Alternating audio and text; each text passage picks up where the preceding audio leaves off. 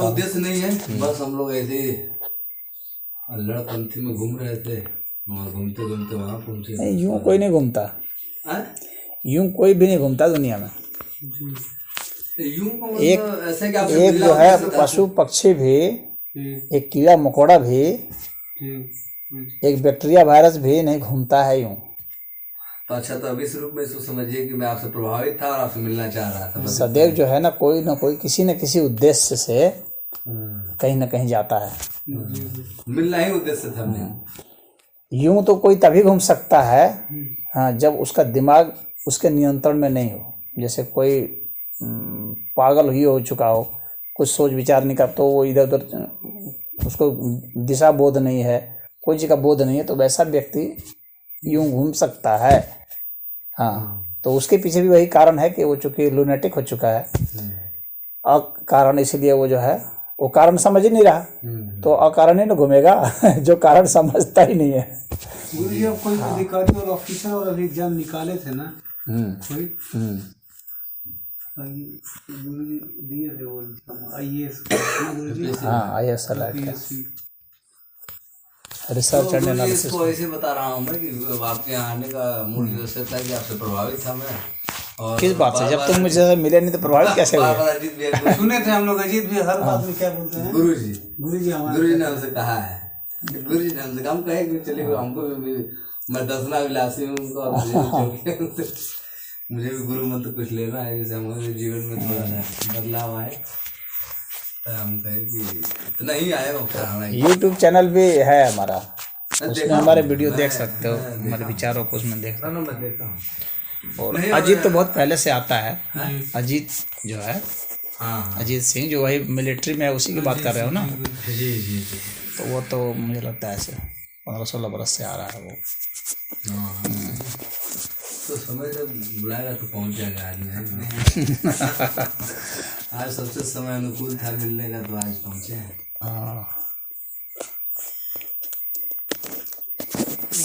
Concentration के लिए कोई मेडिटेशन बनाते? हाँ, क्यों नहीं। और कोई उसके लिए कोई उपाय? कंसंट्रेशन और मेडिटेशन अलग अलग चीज़ है। अच्छा, बहुत लोग भ्रांतिवश दोनों को एक ही समझते हैं। जी, क्या गुरुजी अंतर है इसमें? कंसंट्रेशन का मतलब होता है कि एक जगह फोकस करना, किसी एक जगह केंद्रित करना अपनी चेतना को, अपने विचार को, अपने किसी भी इंद्रिय को, उसकी जो किसी भी इंद्रिय की जो हमारी क्षमता है, जैसे सुनने की क्षमता है, अगर हम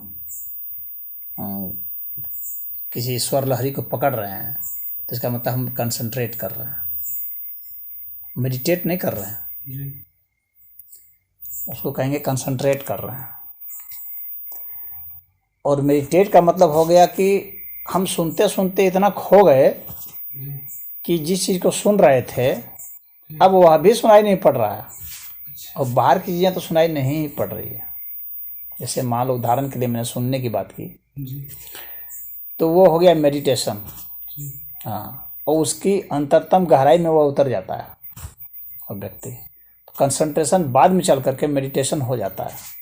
तो शिक्षा के लिए गुरुजी किसी चीज़ को सीखने के लिए कौन जरूरी है, मेडिटेशन या कंसंट्रेशन? मेडिटेशन में आप नहीं जा सकते तब तक जब तक कि आप कंसंट्रेशन ही जब आप नहीं जानते तो मेडिटेशन में कैसे जाएंगे? बिना कंसंट्रेशन के यदि कोई मेडिटेशन में जाना चाहता है तो संभव नहीं है।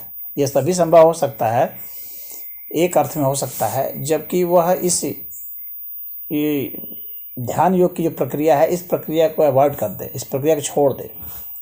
इस प्रक्रिया छोड़ कर अगर वो भक्ति योग में चला जाता है तो जा सकता है। यह जो प्रक्रिया है ध्यान योग वाली या अष्टांग योग वाली या राजयोग वाली, ये सब जो भी प्रक्रिया हैं ये तो स्टेप बाय स्टेप ही आगे बढ़ेंगी, एक दूसरे को लीड करेंगी। इसके बाद फिर दूसरा आएगा, दूसरे बाद तीसरा आएगा, इस तरह से आएगी। एक भक्ति योग है जिसमें कि आप इन सबको दरकिनार करके आप उसमें सीधे जा सकते हैं। वहाँ ध्यान से भी गहराई में उतर सकते हैं, समाधि में उतर सकता है। भक्ति योग में यह संभव है। तो परंतु यह भी एक तरह से देखा जाए तो बाहरी रूप से ही ऐसा दिखता है, हाँ, उसका भी कंसंट्रेशन मेडिटेशन होता है, लेकिन अलग ही ढंग का होता है, जिसको कि उसको इस दायरे में लाने में थोड़ी सी असमंजस की स्थिति है, उसको लाना थोड़ा ठीक नहीं लगेगा। हाँ, क्योंकि इसके पीछे जो फोकसिंग वाली जो सिस्टम बनी है ना, और डीप फोकसिंग वाली, वैसा उसमें नहीं होता है भक्ति योग में। परंतु भक्ति योग जो है इनसे आउट स्मार्ट कर देता है इनको, वो श्रेष्ठ अवस्था होती है। ये साधना की जो पद्धत है ना, ये जो अभ्यासी लोग होते हैं, जिनको अभ्यास पर, जिनको अपने कर्मों पर, या जिनको अपनी बुद्धि पर कुछ ज़्यादा ही भरोसा होता है, वे लोग इन चीज़ों को फॉलो करते हैं। और वह जो है भक्ति भाव जो है, वह बहुत उच्च स्तर की जो बहुत लॉजिक चली जाती है, उनके लिए वह है। ऑर्डिनरी लॉजिक वालों के लिए नहीं है भक्ति योग। या तो बहुत उच्च स्तर के लॉजिक हो, या फिर वैसे लोग हैं जो बहुत घनघोर विश्वासी हो, जिनका हृदय यूं ही बहुत भावुक है, बहुत विराट हृदय के हैं, उनके लिए। या फिर बहुत सुपर लॉजिक वाले, क्योंकि वो बहुत उच्च स्तर के तर्क की मांग करता है भक्ति योग। अगर तर्क के लिहाज से देखें तो ज्ञान योग का तर्क भी उसके सामने छोटा पड़ता है, भक्ति योग का जो तर्क है। तो वह तो व्यक्ति की अपनी प्रतिभा होती है ना। जब तुम पूछे ना कि कैसे इसमें जाएगा, तो हर एक व्यक्ति की अपनी प्रतिभा होती है कि उस व्यक्ति की कौन सी प्रतिभा है, वह किस चीज़ को किस तरह ओरिएंट हो रहा है, उसका दिमाग, उसका हृदय, उसका शरीर। भाई ध्यान योग में यदि कोई बैठेगा तो उसका बॉडी भी तो चाहिए। पता चला एक जगह स्थिर नहीं बैठ पा रहा है, वो ऐसे रोगी है, तो वो ध्यान योग में कैसे जाएगा? तो पहले तो उसे अपना शरीर ठीक करना पड़ेगा, तब वो उसमें बैठेगा। तो हर एक के लिए अपनी कुछ पात्रता होती है, हर योग के लिए। तो उन पात्रता के हिसाब से होगा। देखा देखी नहीं हो सकता कि अमुक कर रहा है तो मैं भी बैठ जाऊँ, अमुक ध्यान कर रहा है तो मैं भी ध्यान में क्यों बैठ जाऊँ। पता चला कि 5 मिनट के बाद कुल बुलाने लगा, आधा घंटा बाद कुल बुलाने लगा। ध्यान योग का मतलब है कि जब मैं एक स्थान पर बैठ सकता हूँ, 5 घंटा के लिए बैठ सकता हूँ, बिना हिले डुले बैठ सकता हूँ, बिना परेशानी के बैठ सकता हूँ। समझ रहे हो? ये अभ्यास से ही तो होगा। तो जब अभी बैठने का ही दमखम नहीं हुआ, तो फिर कहाँ का कंसंट्रेशन? कंसंट्रेशन पहले बैठने का ही तो कर ले, फिर बाकी चीज़ का तो बाद में होगा। बैठने का ही नहीं किया कंसंट्रेशन, और उसके बाद लगने लगे फोकस करने, किसी एक बिंदु पर करना शुरू कर दिए, तो किसी धार पर करना शुरू कर दिए, तो किसी ज्वलनशील पदार्थ पर करना शुरू कर दिए, तो सांस पर शुरू कर दिए। ये सब अभी नहीं। पहले तो बैठने पर कंसंट्रेशन करें कि क्या मैं बैठ सकता हूँ कि नहीं, अपने उस संकल्प शक्ति को, क्या मेरे में उतना दमखम है कि मैं बिना हिले डुले 3 घंटा 4 घंटा 5 घंटा बैठ सकता हूँ। यदि उसने उतनी शक्ति हासिल कर ली तो आगे का काम उसका बहुत सरल हो जाएगा, क्योंकि बाकी आगे तो अपने आप ही हो जाता है फोकस। शरीर में ऐसी क्रिया विधि होती है ना कि वो खुद फोकसिंग शुरू हो जाती है। आप बैठेंगे तो अपने आप फोकस होंगे। आपका जो विचार है जो घूम रहा है, आपको खुद पता चलने लगेगा, अपने विचारों का, अपनी सांसों का खुद पता चलने लगेगा, अपने दिल की धड़कनों का स्वयं पता चलने लगेगा। आपको उसके लिए कोई बहुत प्रयास नहीं करना पड़ेगा। प्रयास तो आपको सिर्फ एक ही जगह करना है, वो है बैठने का एक, बस। बाकी चीज़ तो खुद पता चलेगा। बाकी के लिए बहुत प्रयास नहीं है, क्योंकि बाकी चीज़ तो अपने आप हो ही रहा है। ये बैठना ही अपने आप नहीं हो रहा है ना, करना तो इसलिए आपको यही है। बाकी तो दिल धड़क ही रहा है जैसे धड़कता है, वो सांस चल ही रही है जैसे चलती है, विचार आ ही जा रहे हैं जैसे आते जाते हैं। आपको करना क्या है? आपको बस यही करना है ना कि बैठना है, जो कि आप नहीं बैठते हैं। तो इसलिए आपका जो कंसंट्रेशन है वो बैठने पर होना चाहिए, स्थिरतापूर्वक एक जगह बैठना। किसी भी अवस्था में बैठे, जब तक आप में वह स्थिरता नहीं आएगी, जब हम बैठते हैं तो हमारे में मैग्नेटाइजेशन शुरू हो जाता है। जब व्यक्ति बैठता है स्थिरतापूर्वक, सुखपूर्वक, तो मैग्नेटाइजेशन शुरू हो जाता है उसके शरीर में। चंचलता उसकी खुद ब खुद समाप्त होने लगती है, शांति खुद ब खुद अवतरित होती है। शर्त यही है कि वह जो है बैठने के लिए ही बैठा है। या नहीं कि मेरा तो ये काम है कि ये छूट जाएगा तब वो बैठने के लिए नहीं बैठा है, उठने के लिए बैठा है, तो वो उठ के भागेगा। बात समझ में आ रही है? जब हमें चलने की उठने की जल्दीबाजी नहीं है, जब हमारा कोई कहीं काम नहीं है, तो हम बैठ सकते हैं। उनको महत्व जब हम नहीं दे रहे हैं सांसारिक कर्मों को, तो हम बैठ सकते हैं। जब हम उसको महत्व दे रहे हैं तो फिर इसमें बैठने का क्या मतलब है? किसी के प्रभाव में आके बैठना, किसी के दबाव में बैठना, किसी लाज से बैठना, देखा देखी बैठना, ये हमें ध्यान की गहराई में नहीं ले जा सकता। जब हम बैठे इसलिए हैं क्योंकि बाहर के जो भी काम है वो हमारे लिए गौण हो गए, हमारे लिए वो महत्वपूर्ण नहीं रह गए हैं, तब हम बैठे हैं। हम बैठे इसलिए हैं क्योंकि हमारे में शक्ति है बैठने की। इसलिए नहीं बैठे कि हम खड़ा ही नहीं हो सकते हम चल ही नहीं सकते। यदि ऐसा है, इस तरह कोई बैठा है जो खड़ा ही नहीं हो सकता, चल ही नहीं सकता, वो बैठा, उसका क्या मतलब है? यानी ऊर्जा आप में होनी चाहिए। और ये घूमने की या चाहत जो है, मनोदशा जो है, हमें कुछ कहीं से कुछ हासिल कर लेना है, कुछ पा लेना है संसारी चीज़ों को, तो जब दिमाग उधर भाग रहा है तो फिर आप नहीं बैठते हैं, वास्तव में नहीं बैठते हैं। अन्यथा आप बैठे हैं तो बस बैठे हैं। आपका दिमाग इतना अटेंटिव होता है कि श्रेष्ठ चीज़ों को पकड़ लेता है, और श्रेष्ठ चीज़ बिना दर्द के पार हुए नहीं मिलती है, ये जान लेना। सदैव दर्द से गुजर करके ही श्रेष्ठ वस्तु मिलती है, इस संसार में भी और इस संसार से आगे भी। यदि तुम कोई पद चाहते हो, बिना दर्द से उसे नहीं पा सकते। उसके लिए तप करना पड़ेगा ना। चाहे तुम राजनीतिक पद चाहो, चाहे प्रशासनिक पद चाहो, चाहे कोई पद चाहो, धन चाहते हो तो उसे तप करना पड़ेगा उसके लिए। यानी दर्द से आपको गुजरना पड़ेगा। आप सोचते रहो खाली कि ओह मुझे खुद ब खुद ऐसे ही आ जाए, मिल जाए, तो ये सेक्स चिल्ली वाली बात हो जाएगी। यानी बिना पात्रता के आप कामना कर रहे हो। तो कुपात्र को यदि कभी कुछ मिल भी जाए दयावश, कृपावश, तो वो चीज़ ठहर नहीं सकती ना, क्योंकि अर्जित नहीं है उसके। कुपात्र को यदि बहुत धन भी दे दिया जाए तो लोग उससे धन ले लेंगे, ठग लेंगे, छीन लेंगे। वो कुपात्र है ही, वो उसकी कदर ही नहीं कर पाएगा धन की। लापरवाही से इधर उधर फेंक देगा, उसको लोग ले लेंगे।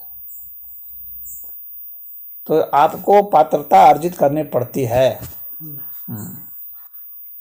आप अपनी योग्यता के अनुसार ही यहाँ पाते हैं, क्योंकि यहाँ कर्म का विधान प्राथमिक, कर्म के अनुसार ही आपको उसका परिणाम आएगा। कर्म करने के लिए शक्ति चाहिए, समर्पण चाहिए और ज्ञान चाहिए। जितना नॉलेज होता जाएगा, जितनी शक्ति होगी और जितनी आपकी भक्ति होगी, जितना संकल्प शक्ति होगी और जितना समर्पण भाव होगा, वैसे कर पाएंगे। तो उसके अनुसार से आपको बैठने की शक्ति और उसके बैठने के बाद जो घटनाएं घटती हैं, उन घटनाओं को आप महसूस कर सकते हैं।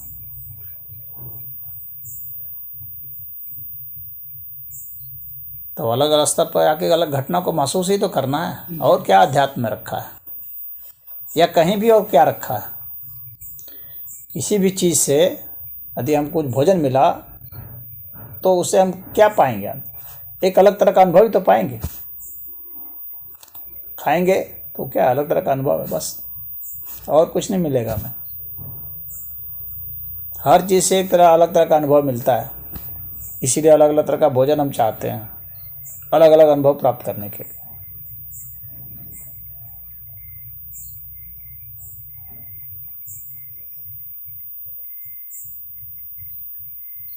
तो मेडिटेशन में जब जाओगे तो वो डीप फोकसिंग हो जाता है। कंसंट्रेशन मतलब availability at one point. Meditation means availability all the points, at all the points.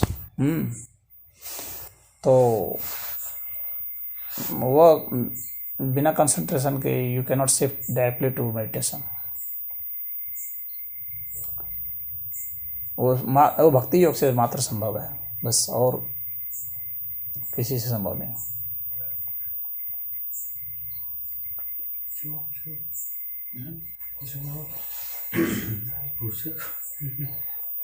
जिज्ञासाएं जितनी है सब पूछ डालो। ऐसा इसलिए क्योंकि जब तक दिमाग में शंकाएं होती हैं, जब तक सिद्धांत स्पष्ट नहीं होते हैं, तब तक कोई कर्म समर्पित भाव से नहीं हो सकता है। आधे अधूरे ज्ञान से जो कर्म किए जाते हैं उसके परिणाम भी उसी के अनुसार आते हैं, और मनुष्य जो करता है उसके हिसाब से भी ज्ञान प्रकट होता है, उससे कुछ सीखता है उससे, और वह उसका प्रमाणिक भी होता है उसके लिए। परंतु उस तरफ कदम रखने के लिए पहले के जो लोग अनुभवी प्राप्त हैं, जो उस रास्ते से गुजरे हैं, उनके अनुभव को भी अच्छा से जान लेना बुद्धिमानों का काम होता है। वैसे बिना उनके गए भी आदमी खुद भी नई पगडंडी बना सकता है, ऐसी बात नहीं है, मनुष्य में वो क्षमता है। परंतु नई पगडंडी बनाने के लिए उससे ज़्यादा मेहनत करनी पड़ेगी, और उसमें बहुत हिट एंड ट्रायल मेथड लगेंगे। हालांकि वो अपना मेथड निकाल लेगा और उसका वह मेथड उसके लिए तो बहुत ही काम आएगा, इसमें कोई दो राय नहीं। जो व्यक्ति अपना मेथड खुद निकालेगा उसका मेथड उसके लिए तो बहुत ही उपयोगी होगा, क्योंकि उससे वो भटकेगा कम। यदि उसका लक्ष्य सही है, तो यदि उस सही लक्ष्य की ओर चल रहा है तो उसका मेथड काम आएगा। हालांकि बहुत सारे मेथड खोजे गए हैं, इस देश ने इस पर बहुत ज़्यादा शोध किया है, बहुत खोज किया है, तो बहुत सारे खोज हुए हैं। तो अन्य के भी मेथड को जान सकते हैं और उनमें से किसी एक को चुन सकते हैं, विकल्प है, या फिर अपना अलग ही लेके चल सकते हैं। लेकिन मूलतः धाराएं तो बस कुछ ही न है, चाहे भक्ति योग का चुनो, चाहे ज्ञान योग का, चाहे राज योग का, चाहे हंस योग, चाहे मिला जुला के कुछ 84 प्रकार के योग हैं। तो इसी में से कहीं आओगे, 85 प्रकार का खोज भी सकते हो खुद भी। यदि वह विलक्षणता है तो एक अलग कैटेगरी बना सकते हो, लेकिन मुश्किल है बनाना, क्योंकि इतना ज़्यादा काम हुआ है ना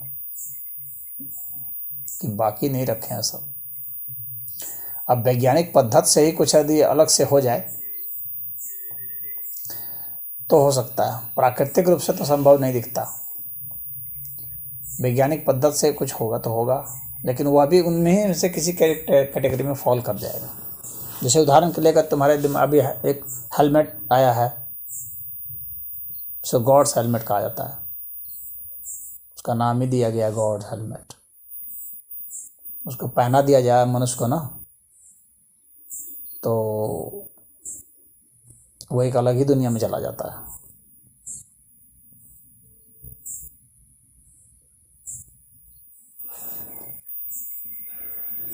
उसमें चुंबकीय धारा का इतना ज़्यादा प्रवाह है उस हेलमेट में कि उसके आयाम बदल जाते हैं। सोचने समझने के लिए अनुभव के आयाम बदल जाते हैं।